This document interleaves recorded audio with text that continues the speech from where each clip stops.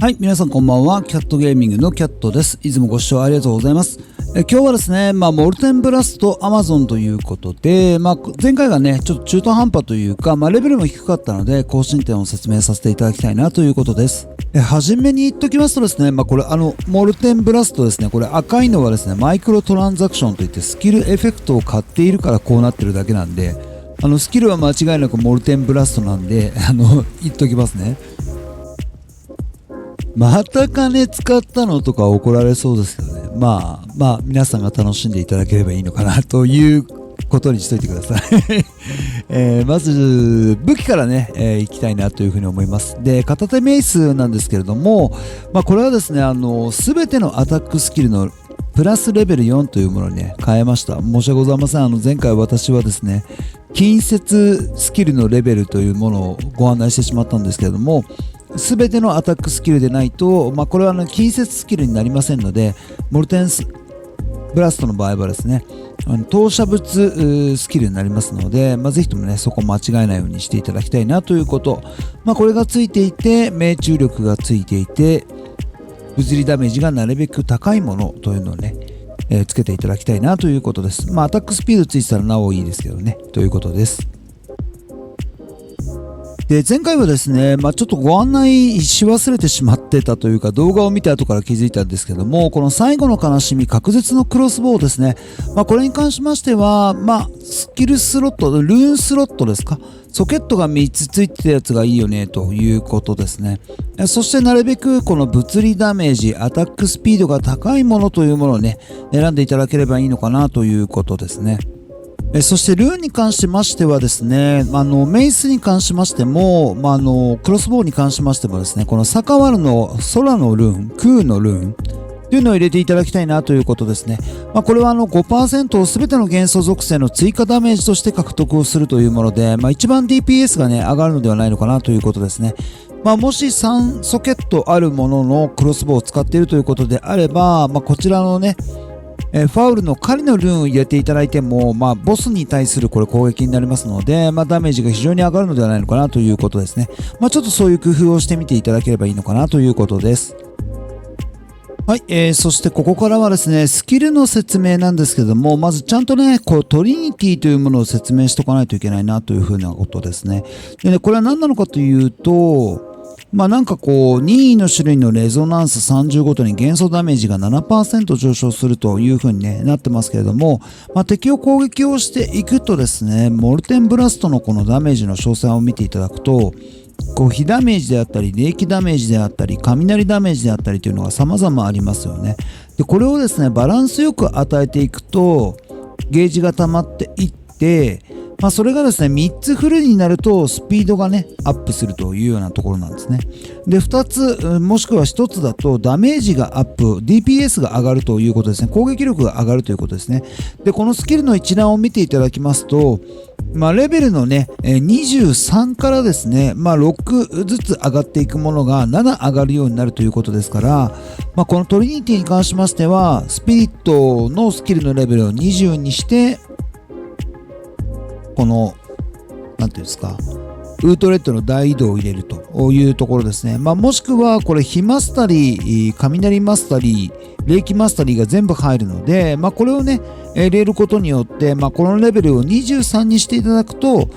ダメージの上昇率が上がるということですね。で、スピードが上がるようなことを言ってしまったんですけども、スピードはダメージのバランスをとって3つ溜まるとスキルのスピードも上がるということですね。ただですね、これはなかなか難しいというところですから、私の場合は火のスキルを使って、モルテンブラスト火ですよね。で、火のスキルを使って冷気のダメージを積んでいるので、火と冷気が溜まるようにね、しているということですね。結構これでダメージっていうのは変わりますので、ぜひともね、皆さんやってみていただきたいなということ。で、もう一つの方のこのチャージインフュージョンなんですけども、これに関してはですね、スキルのレベルの22からですね、フレンジーチャージを持っていることによって、スキルのスピードが 15% から 16% に上がるということですから、わずかな違いなんですけれども、資源に余裕のある方はですね、このウートレッドの予兆を入れていただいて、レベル22までしていただくと、チャージフレンジチャージがある時のスピードがね、上がるというのが、やや強化をされるということですね。ぜひともそこのところ認識だけしといていただきたいなということ。そして、私も入れてみたんですけども、このね、ラキアタの流れをですね、この、モルテンブラストの元素武装の代わりに入れていただくとですね、デリリウムなんかをやる場合は敵に耐性がついているので、ちょっとこう攻撃が入りやすくなるというか、敵が柔らかくなるということをね、思いて認識だけしといていただければなということですね。はい、ここからはですね、前回ちょっとご案内できなかったんですけれども、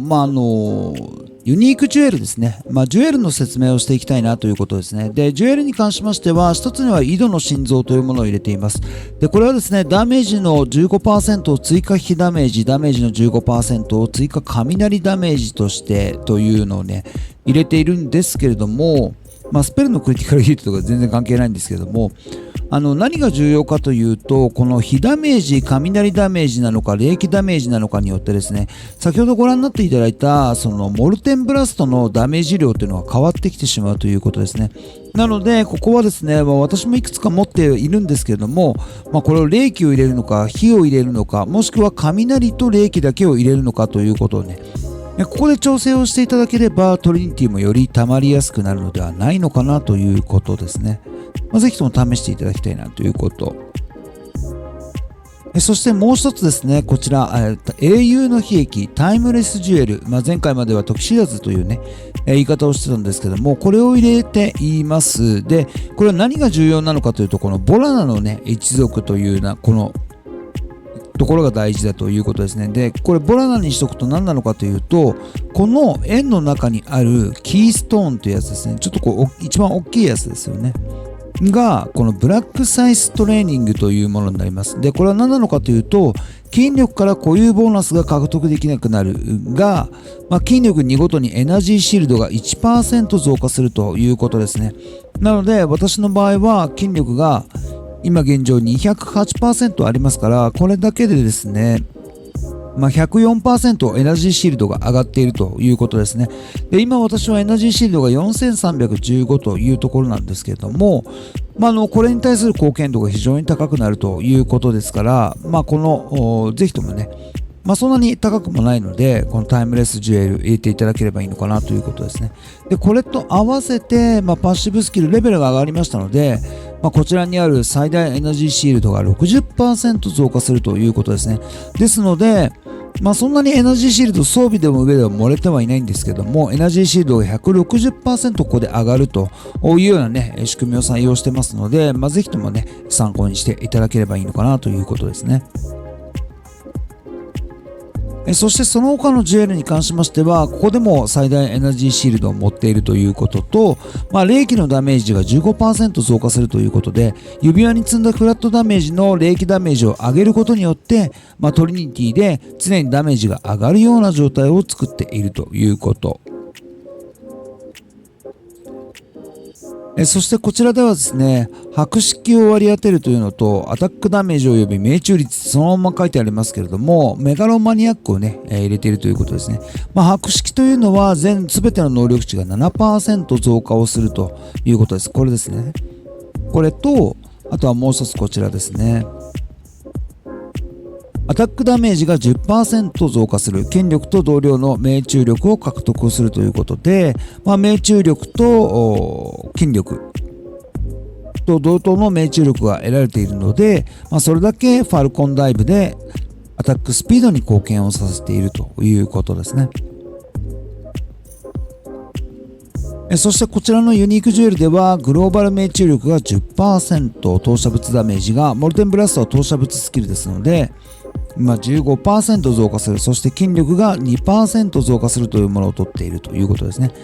とすると筋力を盛ることによって何が起こるかというとですね、命中力が漏れると、エナジーシールドが漏れるといういいことずくめなね、状態だということですね。そしてこちらのジュエルではレアまたはユニークの敵に対するヒットダメージが 20% 増加する。グローバル命中力が 10% 増加する。アタックスピードが 3% 増加するということですので、私にとってはいいことしかないと、そういうようなね、ジュエルを選択をしているということですね。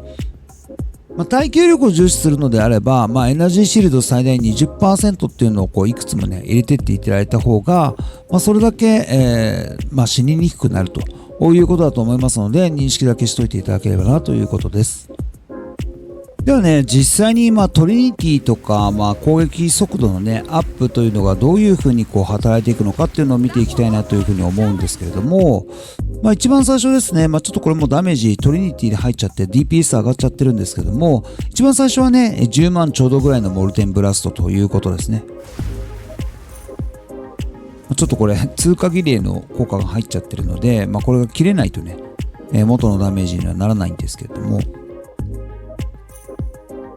こちらですね、トリニティも溜まっていれば通過儀礼の効果が入っているので17万になっているということですね。これアタックスピードの増加もこの DPS の値に反映をされてしまいますのでというところですね。なので私の場合は通過儀礼で攻撃力も上がれば攻撃速度も上がればというところですので、敵を倒すだけで、ヘッドハンターの効果もあってどんどんとね、強くなっていくということですね。なのでせっかちなのもあるんですけれども、どんどんと敵を倒していくというようなことというのは、敵を倒せば倒すほど強さが増産されていくということですね。攻撃スピードも上がれば DPS も上がれば、トリニティがバランスが取れればそれだけダメージが上がっていくというようなねことですね。こう見ていただくとモルテンブラストが、10万しかなかったものが24万になっているということですね。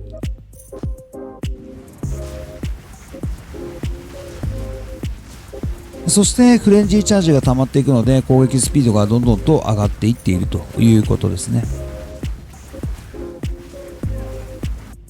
なので現在のその秒間攻撃回数というのはですね、これ見ていただくと 8.13 回ですね。8.13 回です。1秒間に8回攻撃ができるということですね。それだけ攻撃力も上がりますし、移動スピードもそれに反映をされるということですね。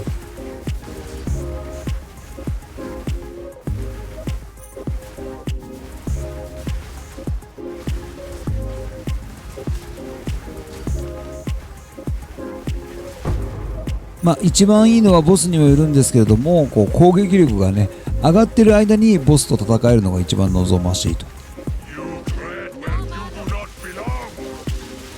こんな感じですよね。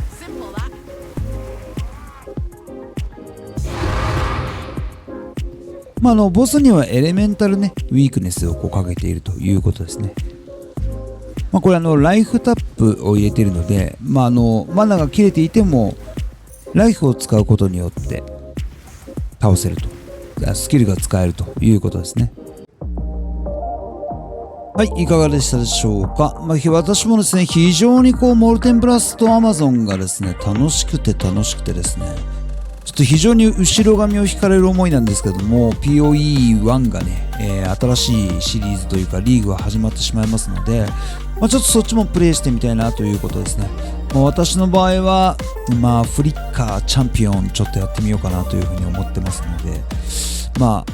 よく教えていただいた方がですね、それで行くということですので、中井さん見てます？絶対寝てますよねというところだと思うんですけれども、ぜひともね、この Amazon モルテンブラスト Amazon に関しましても、これでカオスイノキュレーションにすればかなり耐久性もあるというようにね、マップファーミングも非常に速くて耐久性もある、ボスにも強いと、死ににくいというクラスになってますので、ぜひとも楽しんでいただければなということですね。今日の動画が役に立ったという方はチャンネル登録、高評価で応援をしていただけると非常に嬉しいです。それではまた次の動画でお会いしましょう。バイバイ。